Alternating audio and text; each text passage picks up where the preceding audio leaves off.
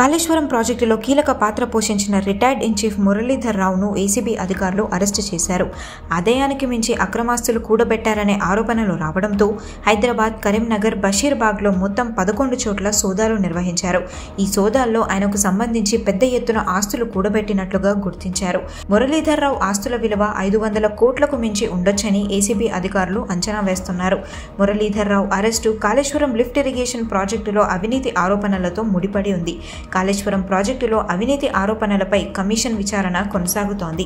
మురళీధర్ రావు ఉమ్మడి ఆంధ్రప్రదేశ్లో ఈఎన్సీ జనరల్గా పదవీ విరమణ పొందినప్పటి నుండి బీఆర్ఎస్ ప్రభుత్వంలో దాదాపు 1 దశాబ్దం పాటు ఇంజనీరింగ్ చీఫ్గా పనిచేశారు.